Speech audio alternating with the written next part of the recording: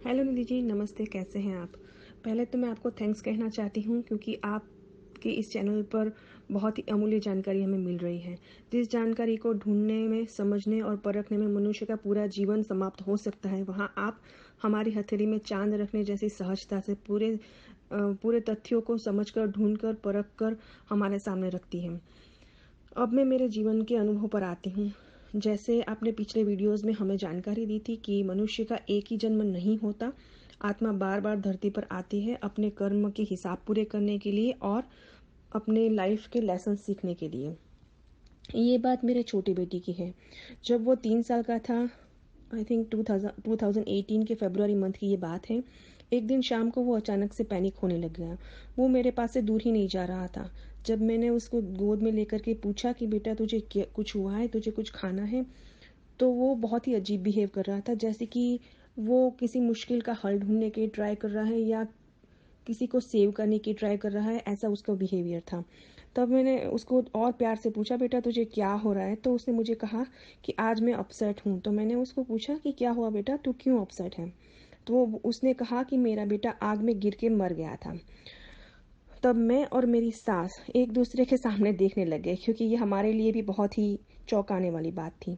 मैंने उससे पूछा कि तूने कोई सपना तो देखा नहीं था? तो उसने कहा नहीं, कि ये सच है, और जब वो आग में गिर गया था तब मैं बहुत ही रोया था। उस दिन के बाद वो खेल खेल में भी ऐसे ही इमेजिनेशन करता था जैसे कि उसका कोई टॉय आग में गिर गया हो और वो उसे बचाने की कोशिश कर रहा हो। उस दिन के बाद वो कभी कभी ये बात दोहराता रहता था, लेकिन फिर 6 महीने बाद वो धीरे धीरे इस बात को भूल गया। हाँ, लेकिन आज भी वो आग से बहुत ही डरता है। मेरे इस अनुभव से मैं ये समझ गई कि मेरे बेटे का रीबर्थ तो हुआ ही है, लेकिन जैसे निधि जी ने अपने वीडियोज़ में समझाया था, वैसे 5 साल के छोटे बच्चे आत्म जगत से जुड़े होते हैं और उनके वहाँ की और उसके पिछले जन्म की भी बहुत सारी बातें याद होती हैं। सो ये ही मेरे बेटे के साथ भी हुआ है। Thank you Nidhi ji. Thanks, bye. इसी के साथ मैं अपना एक और एक्सपीरियंस भी शेयर करना चाहती हूँ, जो भी मेरे छोटे बेटे के साथ ही जुड़ा हुआ है। मैं अभी कनाडा में रहती हूँ। और मैं ब्राह्मण फैमिली से बिलोंग करती हूँ, तो मेरे घर में नॉनवेज हम बिल्कुल भी नहीं खाते। इवन हम एग भी घर में नहीं लाते। लेकिन जैसे कि मैंने कहा कि मैं यहाँ पर कनाडा में रहती हूँ, तो यहाँ के अखबारों में नॉनवेज चीज़ों की चित्र होना बहुत ही सामान्य बात है। बहुत ही सारी विज्ञापनों में वो नॉनवेज चीज़ों का उल्लेख करते हैं, जो बहुत ही सामान्य बात है यहाँ के लिए। मेरे घर में ये बात बहुत ही अजीब थी कि मेरा छोटा बेटा जो है वो बहुत ही नॉनवेज चीज़ों में रुचि रखने वाला हुआ है। जब से वो छोटा था, बचपन से ही वो ऐसे अखबारों में चित्र देख करके मुझे बोलता था कि मम्मा मुझे ये खाना है, जिसके वो नाम भी लेता था, जैसे कि चिकन खाना है, मम्मी कभी मुझे एग बनाकर खिलाओ। तो मैं बहुत ही सरप्राइज़ फ़ील करती थी क्योंकि मेरे घर में हम कभी ऐसे शब्दों का प्रयोग भी नहीं करते। इवन वो ये भी बोलता था कि मम्मा मुझे तो फ़िश बहुत पसंद है, मुझे तो फ़िश पकड़ना भी बहुत पसंद है और खाना भी बहुत पसंद है। तब मैं रियली सरप्राइज़ हो गई कि ये कैसी बातें करता है। हमारे घर में तो ऐसा कभी हम बोलते भी नहीं है, कभी हम सोचते भी नहीं हैं। वो इवन ऐसी नॉनवेज चीज़ों के नाम बोलता था और ये भी बताता था कि वो कौन से जानवर का मांस है। तब मैं बहुत ही सरप्राइज़ हो जाती थी क्योंकि उसको तो अभी पढ़ना भी नहीं आता। वो कैसे समझ बताता है चित्रों को देख के, बिना नाम पढ़े, कि ये किस जानवर का मांस है और इसका नाम क्या है। मुझे इस इंसिडेंट से ये भी लगता है कि ये उसके पुराने जन्म का ही कोई संस्कार है, जो इसके दिल और दिमाग में इतना बैठा हुआ है कि वो अभी भी जा नहीं रहा। लेकिन धीरे-धीरे हमारे सहयोग से और हमारे संस्कार से इस जन्म में वो, मुझे लगता है, मांसाहार तरफ नहीं मुड़ेगा। लेकिन हू नोज़, आगे जो होगा वो देखा जाएगा। लेकिन मेरे अनुभव से मैं ये तो फॉर श्योर बता सकती हूँ कि ये उसके पिछले जन्म के ही पुराने संस्कार हैं जो उसे अभी भी याद है। मैं अभी बिलीव तो पहले करती ही थी, लेकिन अभी स्ट्रांगली बिलीव करती हूँ कि हमारा रीबर्थ होता है और हमारे पूरे पूर्व जन्म के संस्कार हमें बहुत बार तक याद भी रहते हैं। Thank you Nidhi ji. Thanks. दीदी नमस्कार। पिछली बार आपसे चर्चा हुई थी कि वो ईगल जो मेडिटेशन में या सपने में दिखता है उसका क्या मीनिंग है, और मैं आपको धन्यवाद देना चाहूँगा कि जिस दिन से उसका मीनिंग आपने माध्यम के तौर पे जो जानकारी हमें दी है कि देवी शक्तियाँ चाहती हैं ईगल का चेहरा दिखा के कि हम ऊपर आगे ऊंचाइयों में बढ़ें। मेरे साथ एक बड़ी नई एक बात हो रही है कि पिछले 2 साल से प्रतिदिन वो जो ईगल दिखता था, जिस दिन से आपने ये इंटरप्रेट किया है ईगल का क्या मीनिंग है, उस दिन से ना सपने में ना मेडिटेशन में वो ईगल अब दिखना बंद हो गया है। लास्ट दिन वो पूरा एक गोल्डन सर्किल में दिखा था और पूरा गोल्डन उसका चोंच और उसकी आंखें गोल्डन हो गई थी, और उसके बाद में जो है उस दिन के बाद में ईगल दिखना बंद हो गया। मतलब वो जो संदेश था, जो शक्तियाँ दिव्य शक्तियाँ पहुँचाना चाहती थी, वो संदेश मुझ तक कन्वे हो गया और वो अब दिखना बंद हो गया। आपको बहुत बहुत धन्यवाद। जैसा कि इस केस में उन्होंने बताया कि उनके बच्चे को अपने पूर्व जन्मों की बातें याद आई। यहाँ पर इन्होंने समझदारी से काम लिया, अपने बच्चे की बातों को सीरियसली लिया। लेकिन अधिकतर केस में तो जब बच्चे इस तरह की बातें करते भी हैं तो बच्चों की बातों को कल्पना कहकर साइड कर दिया जाता है। कम ही माता पिता हैं जो जब बच्चा इस तरह की कोई बात करता है तो उस पर गौर करते हैं। और एक दूसरी बात ये भी है कि ये बातें अक्सर मोमेंटरी होती हैं। बच्चे ने जिस समय पर इस बात का जिक्र किया, अगर उसी समय पर उनकी माताजी बच्चे को थोड़ा सा और खंगालने की कोशिश करती, थोड़ा सा उससे थोड़ा और पूछने की कोशिश करती, तो हो सकता था कि वो बच्चा, क्योंकि उस समय उसकी याददाश्त कार्य कर रही थी, उस मोमेंट पे उसकी याददाश्त में वो बात थी, तो वो शायद उससे आगे का भी, यानी वो अपना शायद यहाँ तक भी बता पाता कि वो किस स्थान पर था, किस घर में था। शायद वो बहुत डीपली इस बात को जान पाती कि उनकी संतान पूर्व जन्म में क्या थी। आसान था उस मोमेंट पे अगर बच्चे को थोड़ा सा कुरेदा जाता। लेकिन जैसा कि प्रकृति के नियम है कि ये प्रकृति भी नहीं चाहती कि इंसान को उसका पूर्व जन्म याद रहे, तो ये चीजें अक्सर बहुत शॉर्ट टाइम के लिए होती हैं और यदि उन पे उसी समय गौर ना किया जाए तो बहुत जल्दी चली जाती हैं। कई बार तो यदि बच्चा सुबह कुछ बता रहा है, वही बात आप उससे शाम को खंगालने की कोशिश करेंगे तो हो सकता है बच्चा ना बताए। और इस तरह के केस ढेरों हैं।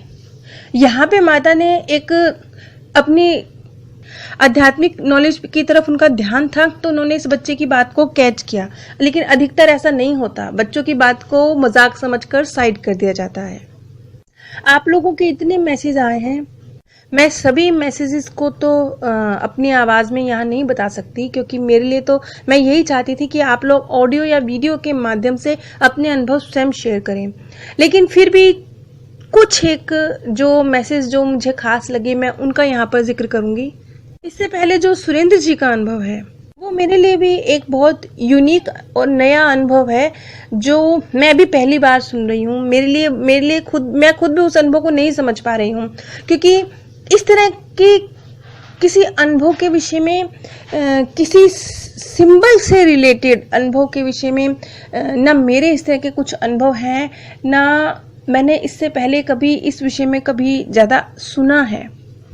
हाँ, लेकिन ये ज़रूर है, जैसा कि मैं अपनी वीडियोस में बता चुकी हूँ कि कुछ सिंबल्स होते हैं जो जब आत्मा उस तैयारी कक्ष में होती है, यानी धरती पर जन्म लेने के उसका क्षण होते हैं, उसका शरीर, उसका जीवन चक्र तय हो चुका होता है, जो उसके कार्मिक अकाउंट होते हैं जिन आत्माओं के साथ, उनको कुछ सिंबल प्रदान किए जाते हैं और वो सिंबल एक तरह से ट्रिगर करते हैं उस याद को और उसका कनेक्शन, दो आत्माओं का कनेक्शन एक दूसरे के साथ जोड़ते हैं। ये विशेष तौर पे जैसे कोई व्यक्ति बाद में आपके जीवन में आता है, माता पिता भाई बहन के रूप में तो वो पहले से ही आपको मिले हुए हैं, बाय बर्थ ही आपके साथ हैं। लेकिन जो व्यक्ति बाद में आपके जीवन में दोस्त या आपके प्रेमी जन के रूप में किसी तरह से आपके जीवन में आते हैं, विशेष रोल प्ले करते हैं, चाहे वो किसी भी रूप में आपके जीवन में आके विशेष रोल प्ले करते हैं, तो उन्हें कुछ पहचान चिन्ह दिए जाते हैं। यानी पहचान चिन्हों का ताल्लुक तो बेशक हमारे जीवन के साथ होता है, लेकिन पहचान चिन्हों का आत्मा लोक में भी हमारे साथ कुछ ताल्लुक होता है। इस चीज के कोई अनुभव मेरे पास नहीं है, इसलिए मैं कह रही हूँ कि मुझे सुरेंद्र जी का अनुभव बहुत विशेष और यूनिक लगा है। अब वैसे तो अनेकों आपके मैसेजेस आए हैं, मैं सबको तो इस प्रकार ऑडियो में ले भी नहीं सकती हूँ, लेकिन फिर भी कुछ एक जो अनुभव है, जरा सा मैं हल्का सा उनका जिक्र करूंगी। वैसे बेहतर तो यही था कि ये आप लोगों की ही आवाज में ऑडियो या वीडियो के माध्यम से आप लोगों के साथ शेयर किए जाते। जैसे कि मैं अपनी वीडियोस में बता चुकी हूँ कि अवचेतन मन को मृत्यु की तारीख पता होती है और हमारी 3 मृत्यु की तारीखें होती हैं। पहली 2 तारीखों को तो क्रॉस किया भी जा सकता है, उससे बचा भी जा सकता है, लेकिन जो तीसरी तारीख होती है ये हमारी मृत्यु की अंतिम तारीख होती है। ये जो तारीख होती है, ये तीनों तारीखों के विषय में हमारे अवचेतन मन को पता होता है। इस विषय में काफी डिटेल में वीडियोस बन चुकी हैं, इसलिए इस विषय को मैं अधिक लंबा नहीं लूंगी, लेकिन यहाँ पे मैं उनका अनुभव आपको सुनाने जा रही हूँ। उनकी संतान का स्वर्गवास 24 वर्ष की आयु में एक्सीडेंट से हुआ। उन्होंने बताया कि ये उनका रिटर्न मैसेज आया था। अगर ये उनकी आवाज़ में होता तो मैं अधिक अच्छी तरह से आपको सुना पाती, और वो फोटो भी मेरे से अब डिलीट हो गई है। वो चित्र भी उन्होंने मुझे भेजा था, मैं वो चित्र शेयर नहीं कर पा रही हूँ। नहीं, ये चित्र मुझे मिल गया है। मैं चित्र भी आप लोगों के साथ वीडियो में शेयर करूँगी। जो उनके बच्चे ने ये चित्र, जब 12 वर्ष की आयु की उनकी संतान थी, उस समय उनके बेटे ने इस चित्र को बनाया। इस चित्र में दिखाया गया है कि नीचे अर्थ है, 12 सीढ़ियां हैं और ऊपर आधा चंद्रमा है, जैसे अमावस का चंद्रमा, और अर्थ टू मून ऐसे बच्चे ने लिखा हुआ है। और 12 वर्ष के पश्चात अमावस्या के ही दिन उनकी संतान का स्वर्गवास हुआ। यानी 12 वर्ष पहले जो बच्चा बस यूं ही एक चित्र बना रहा है, उसका कनेक्शन कहीं ना कहीं 12 वर्ष बाद उसके जीवन में जो क्षण आ रहे हैं उसके जाने के, उनके साथ उनका कनेक्शन जुड़ रहा है।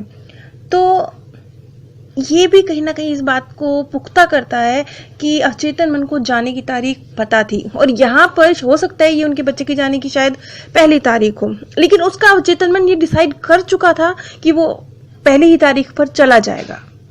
इसलिए 12 वर्ष पहले भी उनका अवचेतन मन द्वारा एक तरह से ये सिग्नल था जो इस चित्र के माध्यम से प्रकट हुआ। और इसी तरह का एक केस पहले भी हुआ जिसमें बच्चे की एक्सीडेंट के द्वारा ही उनका स्वर्गवास हुआ, और उनकी संतान ने भी बिल्कुल हूबहू उसी प्रकार के दृश्य को कई वर्ष पूर्व, जब वो 10 वर्ष की आयु का था, उस समय उसने वो चित्र बनाया था, और हूबहू 12-13 वर्ष के बाद उसकी उसी प्रकार से मृत्यु हुई।